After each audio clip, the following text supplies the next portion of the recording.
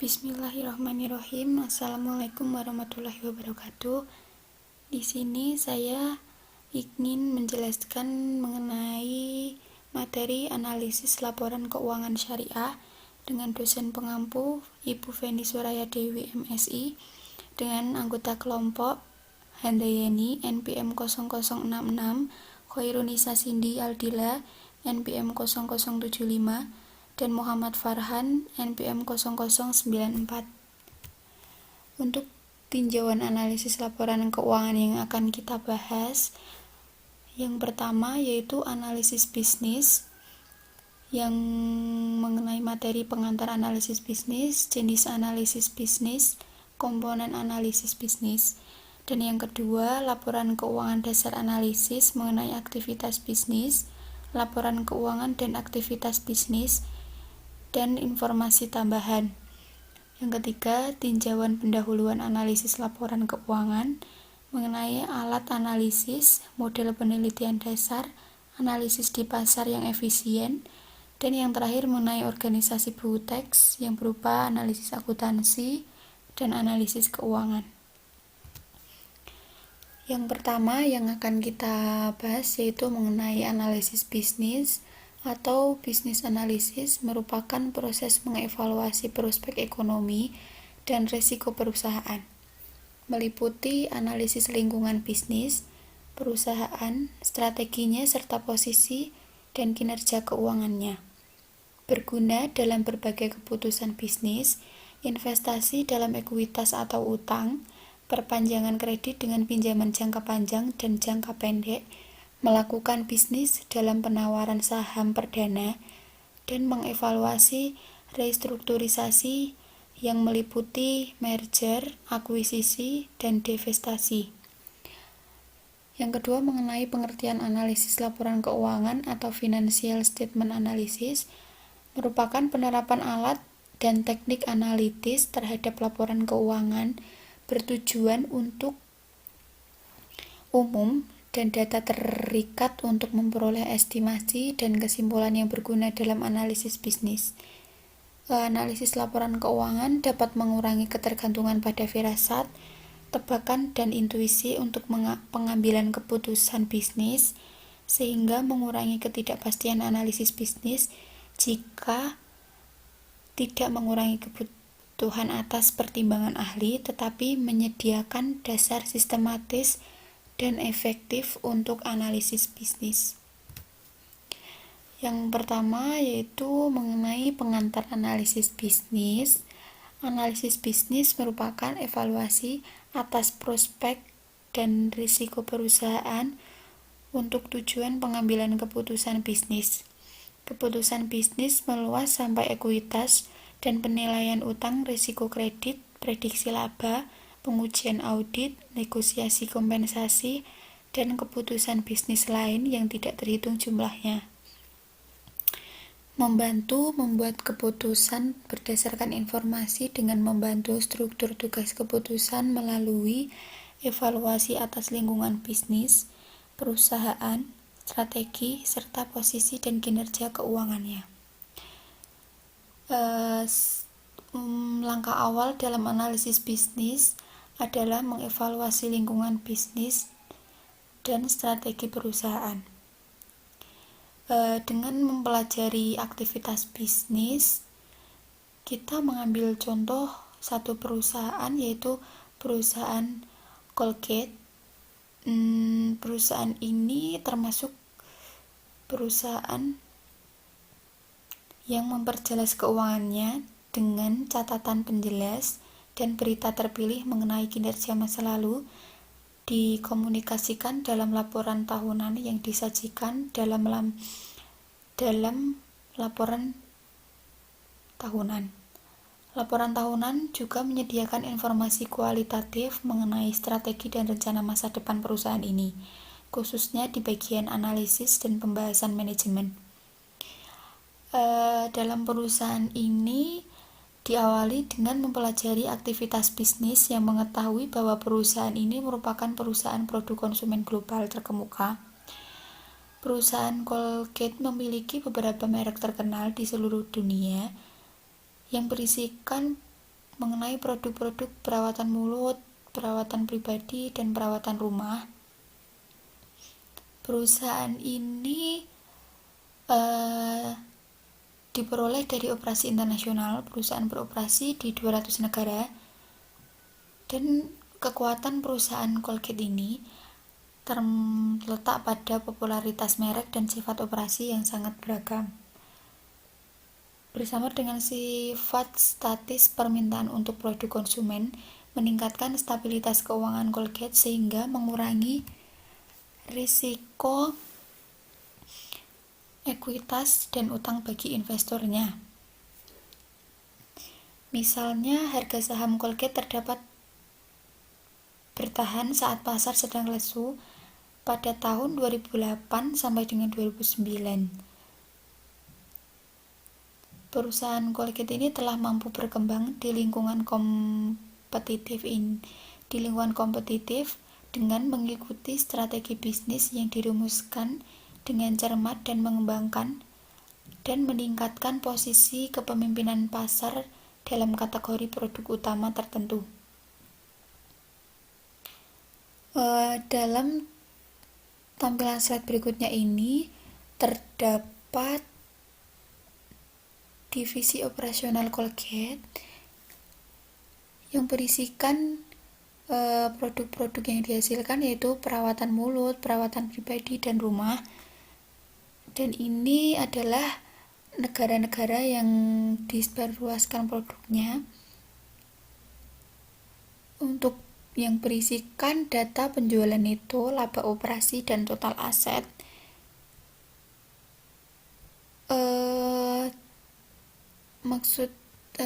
Maksudnya ini adalah negara di bagian operasional perusahaan ini. Jadi ini adalah digunakan untuk menghitung penjualan itu pada perusahaan Colgate ini. Terus untuk tampilan 1.2 ini berupa pertumbuhan harga saham Colgate versus S&P 500. Di sebelah kiri terdapat presentasi pertumbuhan saham, dan di sebelah bawahnya ini terdapat tahun berjalan sampai dengan tahun 2011. Selanjutnya yaitu langkah-langkah melakukan analisis bisnis. Yang pertama yaitu mengevaluasi lingkungan bisnis perusahaan dengan dimulai dengan mempelajari aktivitas bisnis, apakah perusahaan lokal, nasional maupun internasional, atau apakah produknya merajai atau tidak. Yang kedua, melihat keunggulan bisnisnya seperti kepopuleran merek dan sifat keragaman diversity usaha dengan permintaan yang stabil. Untuk analisis lingkungan bisnis dan strategis ada 3. Yang pertama, analisis ini merupakan pekerjaan yang subjektif dan kompleks. Agar dapat dijalankan, maka digunakan perspektif lintas disiplin meliputi perhatian analisis lingkungan dan strategi. Yang kedua, tujuan analisis lingkungan bisnis yaitu mengidentifikasi dan menilai situasi perekonomian dan industrinya, termasuk analisis mengenai produk, tenaga kerja, dan pasar modal dalam konteks perekonomian dan peraturan yang ada.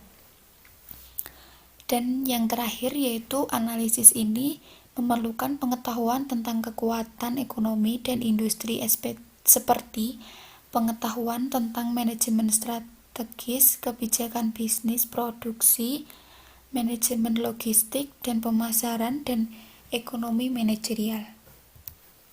Selanjutnya yaitu mengenai jenis-jenis analisis bisnis. Yang pertama, kita tahu bahwa tujuan analisis bisnis untuk meningkatkan keputusan bisnis dengan mengevaluasi informasi yang tersedia mengenai situasi keuangan perusahaan, manajemen, rencana dan strateginya, serta lingkungan bisnisnya. Jadi analisis bisnis diterapkan Dalam analisis efek, penasihat investasi, manajer dana, bankir investasi, pemeringkat kredit, bankir korporat, dan investor perorangan. Untuk jenisnya yang pertama yaitu analisis kredit. Analisis kredit ini berisikan kreditor perdagangan atau trade kreditor dan kreditor non perdagangan atau non trade kreditor. Untuk pengertian kreditornya yaitu meminjamkan dana kepada perusahaan dengan imbal hasil atas janji pembayaran kembali berupa bunga. Jenis pendanaan ini bersifat temporer karena kreditor mengharapkan pembayaran kembali atas dana mereka dengan bunga. Kreditor meminjamkan dana dalam banyak bentuk dan berbagai tujuan. Kredit yang pertama yaitu kreditor perdagangan atau trade kreditor, atau kreditor operasi menyerahkan barang atau jasa kepada perusahaan dan berharap pembayaran dalam jangka waktu yang wajar, seringkali ditentukan oleh norma industri. Sebagian besar kredit dagang berjangka pendek berkisar dari 30 hingga 60 hari dengan diskon tunai diberikan untuk pembayaran lebih awal. Kreditor perdagangan biasanya tidak menerima bunga atau eksplisit untuk perpanjangan kredit. Sedangkan sebaliknya, untuk kreditor dagang memperoleh imbalan hasil dari margin laba atas bisnis yang ditransaksikan. Yang kedua yaitu kreditor non perdagangan atau non trade kreditor atau pemegang usaha. Maksudnya pemegang utang menyediakan pendanaan kepada perusahaan dengan imbal hasil berupa janji tertulis atas pembayaran disertai bunga eksplisit atau implisit pada tanggal tertentu di masa depan. Jenis pendanaan ini dapat berjangka pendek atau jangka panjang dan muncul dalam berbagai jenis transaksi. Dalam pendanaan kredit murni elemen pentingnya adalah sifat imbalan yang tetap bagi kreditor. Analisis kredit merupakan evaluasi kelayakan kredit perusahaan. Kelayakan kredit adalah dapat diartikan sebagai kemampuan perusahaan untuk memenuhi kewajiban kreditnya. Kelayakan kredit untuk membayar tagihan. Fokus utama analisis kredit adalah pada risiko, bukan profitabilitas. Jadi variabilitas laba, khususnya sensitivitas laba terhadap penurunan bisnis, lebih penting daripada tingkat laba. Analisis kredit memfokuskan pada risiko sisi bawah atau downside, bukan potensi sisi atas atau upside, yang mencakup analisis likuiditas maupun solvabilitas.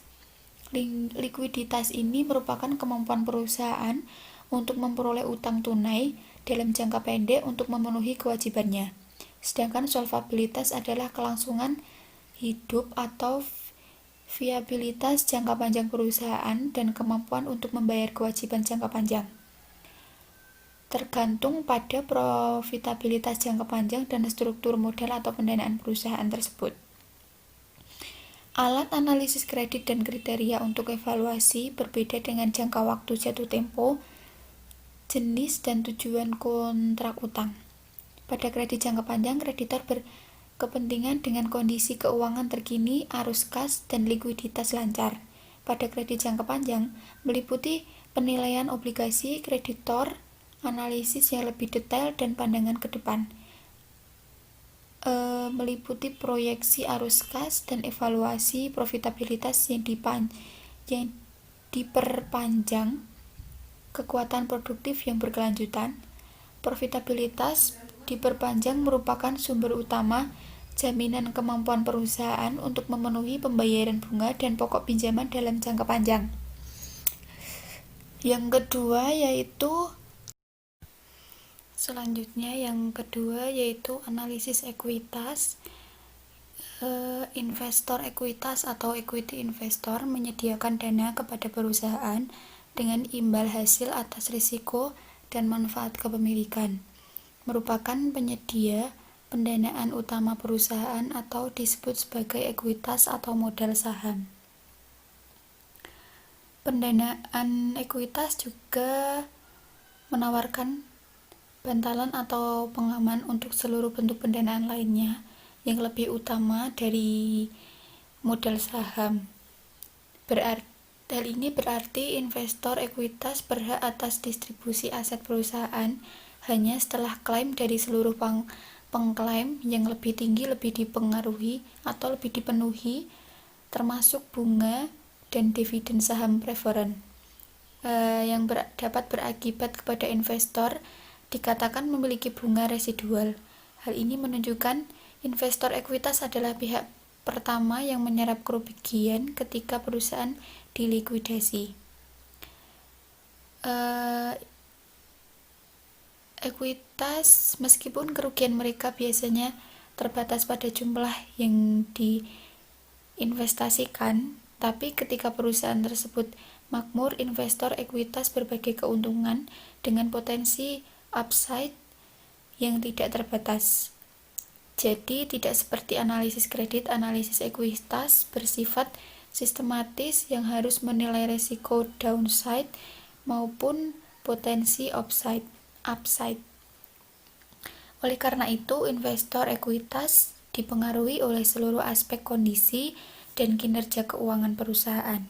Maka kebutuhan analisis mereka paling banyak diminati dan komprehensif dari seluruh pengguna lainnya. Individu yang menerapkan strategi investasi aktif terutama menggunakan analisis teknis, analisis fundamental atau keduanya. Dengan pengertian analisis teknis itu merupakan mencari pola harga atau volume historis dari saham untuk memprediksi pergerakan harga di masa depan. Dan untuk analisis fundamental sendiri yaitu lebih luas diterima dan diterapkan, merupakan proses penentuan nilai perusahaan dengan menganalisis dan menginterpretasikan faktor penting mengenai perekonomian, industri, dan perusahaan. Tujuan utama analisis fundamental adalah untuk menentukan nilai intrinsik atau nilai fundamental, yaitu nilai perusahaan atau sahamnya yang ditentukan melalui analisis fundamental tanpa mengacu pada nilai pasar atau harga sahamnya. Yang ketiga yaitu kegunaan lain analisis bisnis. Yang pertama, untuk manajer, analisis laporan keuangan dapat memberikan manajer petunjuk untuk perubahan strategi dalam aktivitas operasi, investasi, dan pendanaan. Juga menganalisis bisnis dan laporan keuangan dari perusahaan pesaing untuk mengevaluasi profitabilitas dan risiko pesaing. Yang kedua, merger, akuisisi, dan divestasi dapat merestrukturisasi operasi melalui merger, akuisisi, dan divestasi. Bagi investasi perlu mengidentifikasi target potensial dan menentukan nilainya. Dan analisis efek itu perlu menentukan apakah berapa banyak nilai tambahan yang diciptakan melalui merger bagi perusahaan pengakuisisi maupun perusahaan target. Yang ketiga, manajemen keuangan dapat mengevaluasi dampak keputusan pendanaan dan kebijakan dividen terhadap nilai perusahaan. Membantu manajer untuk menilai dampak keputusan pendanaan terhadap profitabilitas masa depan dan risikonya. Yang keempat, direktur bertanggung jawab untuk melindungi kepentingan pemegang saham. Yang kelima, regulator, yaitu alat analisis laporan keuangan untuk mengaudit pengembangan pajak dan memeriksa kewajaran jumlah yang dilaporkan. Yang keenam, serikat pekerja. Teknik analisis laporan keuangan sangat berguna bagi serikat pekerja dalam melakukan negosiasi perundingan bersama. Yang terakhir yaitu bagi pelanggan untuk menentukan profitabilitas atau daya tahan dari pemasok bersama dengan estimasi laba pemasok dari transaksi mereka yang saling menguntungkan. Yang selanjutnya yaitu komponen analisis bisnis. Ada 6. Yang pertama, analisis lingkungan dan strategi bisnis. Yang kedua, analisis akuntansi. Yang ketiga, analisis keuangan. Yang keempat, analisis prospektif. Yang kelima, penilaian. Yang keenam, analisis laporan keuangan dan analisis bisnis. Untuk proses komponen analisis bisnisnya, yang pertama untuk tingkatan paling atas dilakukan oleh analisis lingkungan dan strategi bisnis berupa analisis industri dan analisis strategi. Kedua analisis ini berpengaruh pada analisis akuntansi, analisis keuangan, dan analisis prospektif. Jadi, dari analisis industri dapat dianalisis akuntansi, sehingga untuk lebih lanjutnya dianalisis bagian keuangan, profitabilitas, analisis arus kas dan resiko, dan menghasilkan dan analisis prospektif. Jadi dalam analisis lingkungan dan strategis bisnis ini nanti dapat berpengaruh pada ketiga analisis ini, dan ketiga analisis ini merupakan analisis laporan keuangan. Untuk analisis risiko ini berpengaruh pada estimasi biaya modal perusahaan, dan analisis prospektif ini dapat menghasilkan nilai intrinsik sama dengan estimasi biaya modal itu. Selanjutnya yaitu mengenai laporan keuangan dasar analisis. Untuk aktivitas bisnisnya terdapat 4. Selanjutnya yaitu aktivitas bisnis mengenai laporan keuangan dasar analisis.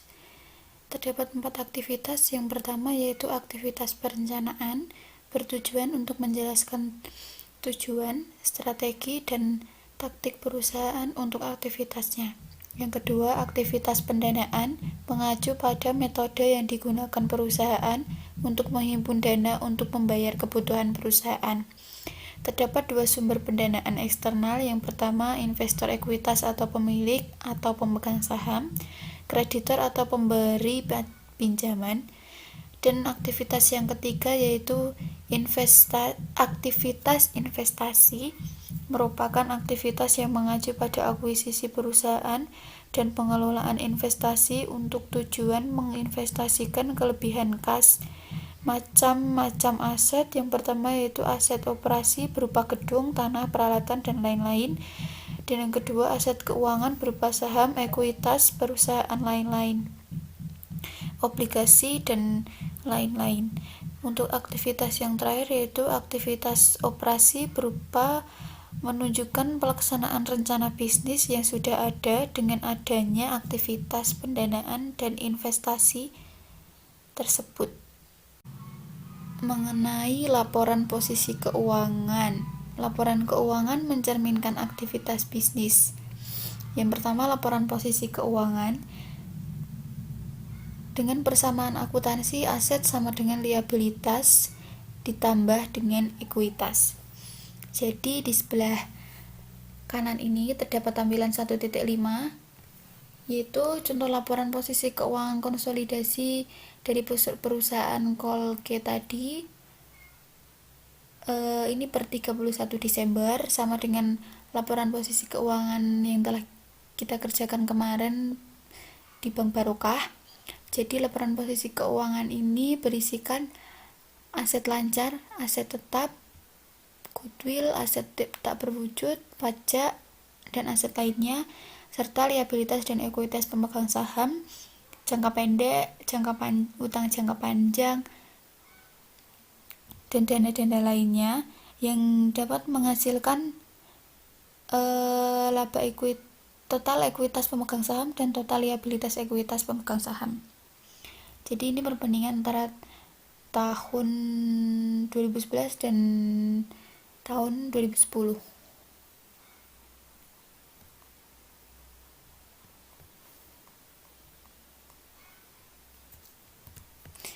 Yang kedua yaitu laporan laba rugi mengukur kinerja keuangan perusahaan selama satu periode waktu.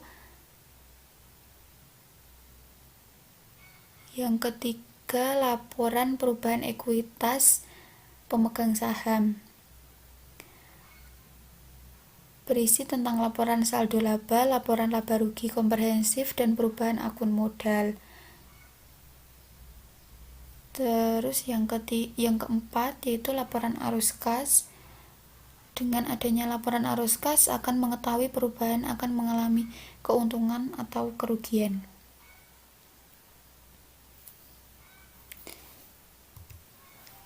Selanjutnya yaitu informasi tambahan.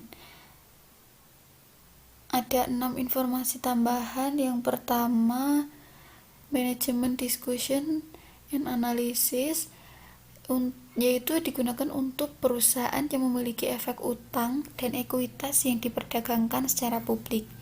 Yang kedua, laporan manajemen bertujuan untuk memperkuat tanggung jawab manajemen senior atas sistem keuangan dan pengendalian internal perusahaan, dan pembagian manajemen direktur dan auditor dalam menyusun laporan keuangan.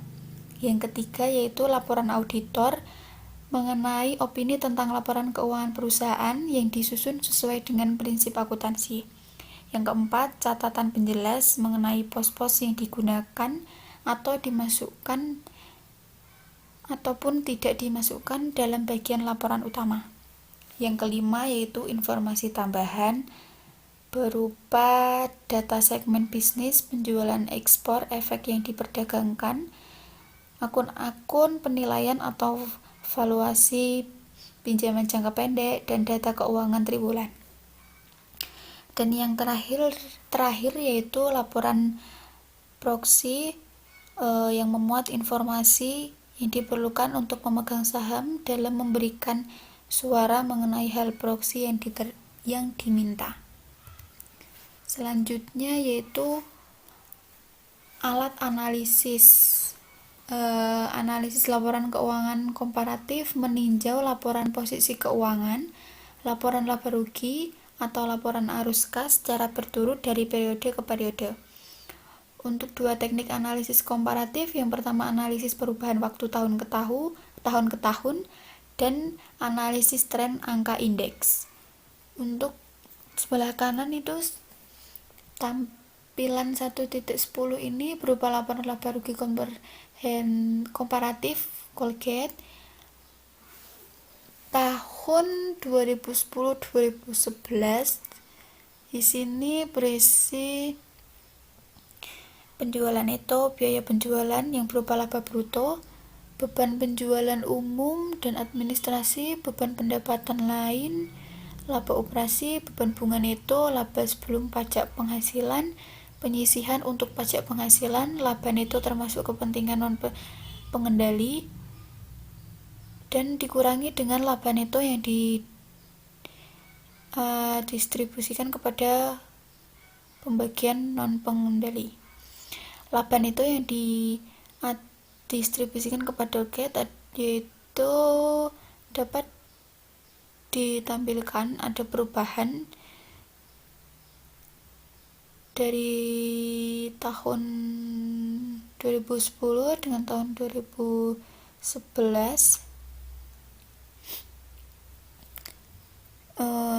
Ini menunjukkan perusahaan dapat menentukan laba ataupun rugi pada perusahaan Colgate ini. Selanjutnya yaitu analisis laporan keuangan common size. Dalam menganalisis laporan laba rugi, penjualan sering ditetapkan 100% dengan akun laba rugi lainnya dinyatakan sebesar persentase dari penjualan. Jadi, pengertian dari analisis ini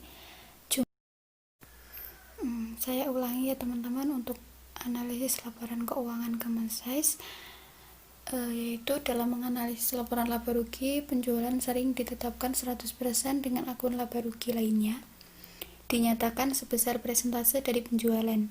Jadi pengertian dari analisis ini, jumlah dari setiap akun dalam kelompok adalah 100%. Dalam menganalisis common size menekankan dua faktor. Yang pertama, sumber pendanaan meliputi distribusi pendanaan liabilitas jangka pendek, liabilitas jangka panjang, dan ekuitas. Yang kedua yaitu komposisi aset meliputi jumlah untuk setiap aset lancar dan tidak lancar. Untuk analisis common size ini, laporan posisi keuangan diperluas untuk mempelajari akun-akun yang membentuk subkelompok tertentu. Laporan common size berguna untuk perbandingan antara perusahaan karena laporan keuangan dari perusahaan yang berbeda disusun kembali dalam format common size. Perbandingan laporan ini atau dengan rata-rata industri dapat menekankan perbedaan susunan dan distribusi akun. Alasan atas perbedaan ini harus dieksplorasi dan dipahami. Salah satu keterbatasan utama laporan common size ini untuk analisis antar perusahaan adalah kegagalannya untuk mencerminkan ukuran relatif perusahaan yang dianalisis. Perbandingan akun terpilih dengan menggunakan laporan common size statistik industri merupakan bagian dari kasus komprehensif.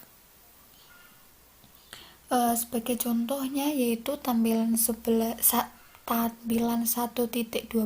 berupa laporan laba rugi common size Colgate yang berisi penjualan neto, biaya penjualan, laba bruto, beban penjualan umum dan administrasi, beban atau pendapatan lain neto, laba operasi, beban bunga neto, laba sebelum pajak penghasilan, penyisihan untuk pajak penghasilan, laba neto termasuk kepentingan non-pengendali, dikurangi dengan laba neto yang diatribusikan untuk kepentingan non-pengendali, dan ditemukan laba neto yang diatribusikan untuk Colgate-Palmolive Company. Jadi ini tuh dari tahun 2006 sampai dengan tahun 2011. Selanjutnya yaitu mengenai analisis rasio. Analisis rasio merupakan salah satu alat yang sering digunakan untuk menganalisis keuangan. Rasio merupakan alat untuk memberikan pandangan mengenai kondisi yang mendasarinya. Aspek analisis rasio ini: 1. Faktor yang mempengaruhi rasio. 2. Interpretasi rasio. 3. Analisis kredit. 4. Analisis solvabilitas. 5. Analisis profitabilitas. Dan 6. Penilaian. Untuk yang pertama yaitu faktor yang mempengaruhi rasio. Di luar aktivitas operasi internal yang mempengaruhi rasio perusahaan, penting untuk mengetahui pengaruh kejadian ekonomi, faktor industri, kebijakan manajemen, dan metode akuntansi. Sebelum menghitung rasio atau ukuran serupa indeks tren atau hubungan persentase, akan dipergunakan analisis akuntansi untuk memastikan angka-angka yang mendasari perhitungan rasio tepat. Yang kedua yaitu interpretasi rasio. Rasio harus diinterpretasikan dengan hati-hati karena faktor-faktor yang mempengaruhi pembilang dapat berkorelasi dengan faktor-faktor yang mempengaruhi penyebut atau denominator.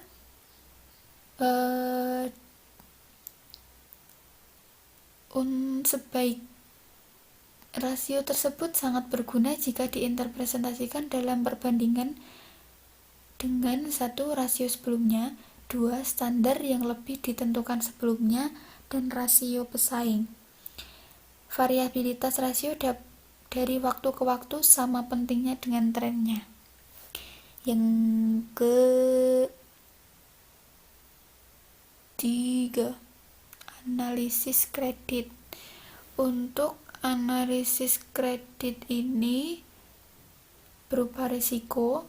Ada dua. Yang pertama, likuiditas untuk mengevaluasi kemampuan dalam memenuhi kewajiban jangka pendek.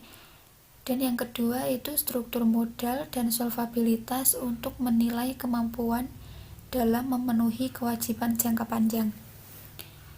Selanjutnya, analisis profitabilitas. Analisis profitabilitas ini berupa tiga. Yang pertama yaitu imbalan hasil atas investasi, digunakan untuk menilai imbalan keuangan kepada penyedia pendanaan ekuitas dan utang. Yang kedua, kinerja operasi untuk mengevaluasi margin laba dari aktivitas operasi. Dan yang ketiga, pendayagunaan aset atau asset utilization untuk menilai efektivitas dan intensitas aset dalam menghasilkan penjualan, juga disebut perputaran. Yang terakhir yaitu penilaian berupa untuk mengestimasi nilai intrinsik perusahaan atau saham. Analisis kredit tersebut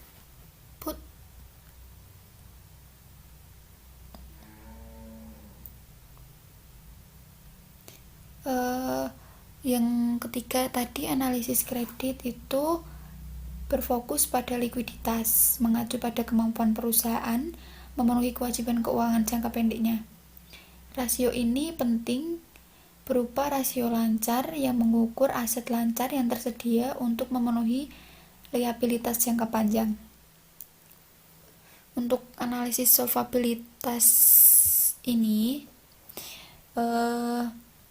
mengacu pada kemampuan perusahaan untuk memenuhi kewajiban keuangan jangka panjang, menilai struktur pendanaan jangka panjang.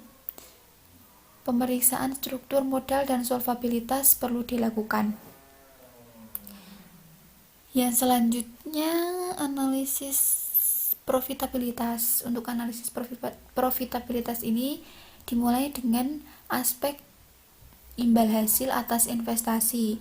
Imbal hasil atas investasi atau return on asset menunjukkan investasi aset menghasilkan laba dikurangi bunga setelah pajak. Jadi bagian lain analisis profitabilitas adalah evaluasi kinerja operasi, dilakukan dengan mempelajari rasio yang biasanya menghubungkan pos laporan laba rugi dengan penjualan.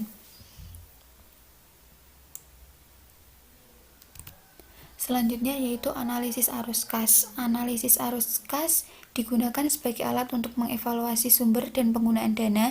Dengan adanya analisis ini memberikan pemahaman tentang bagaimana perusahaan mendapatkan pendanaan dan menggunakan sumber dayanya. Analisis ini digunakan dalam memperkirakan arus kas dan sebagai bagian dari analisis likuiditas. Analisis awal menunjukkan penghasilan arus kas dari operasi. Selanjutnya yaitu model penelitian. Penilaian atau valuation biasanya mengacu pada estimasi nilai intrinsik perusahaan atau sahamnya. Dasar penelitian adalah teori nilai sekarang atau present value theory. Dalam model penilaian terdapat dua macam. Yang pertama, penilaian utang. Pada penilaian utang ini, nilai sebuah efek sama dengan nilai dari payoff masa depan yang didiskontokan pada tingkat diskonto yang sesuai. Jadi pada penilaian utang ini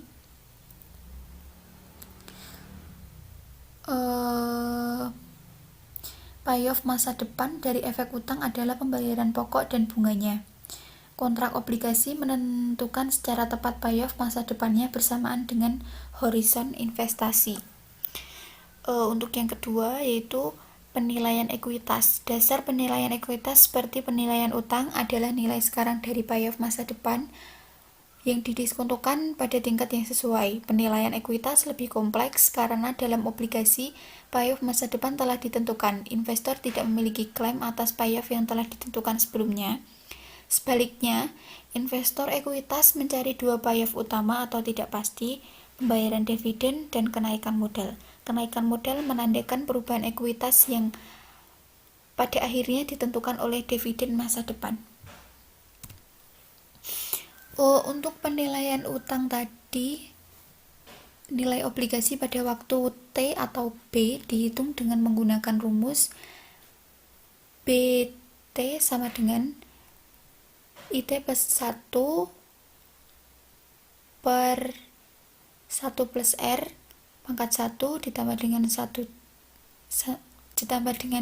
IT plus 2 plus 1 plus R2, begitu juga seterusnya, ditambah dengan F per 1 plus R pangkat N. Untuk penilaian ekuitas dapat dicari dengan nilai sekarang semua dividen masa depan diharapkan dengan V sama dengan rumus V sama dengan E dt plus 1 dibagi dengan 1 plus K pangkat 1 dan seterusnya. Untuk model arus kas bebas terhadap ekuitas dicari dengan rumus VT sama dengan EF atau itu merupakan model arus kas bebas terhadap ekuitas pertama dibagi dengan 1 plus K dan seterusnya. Untuk model laba residual ini menghitung nilai perusahaan dengan menggunakan variabel akuntansi. Model ini mendefinisikan nilai ekuitas pada waktu T sebagai jumlah nilai buku kini dan nilai sekarang dari semua laba residual yang diharapkan di masa depan. Untuk model arus kas bebas terhadap ekuitas tadi, menghitung nilai ekuitas pada waktu T dengan mengganti dividen yang diharapkan dengan arus kas bebas yang diharapkan terhadap ekuitas. Sedangkan nilai semua dividen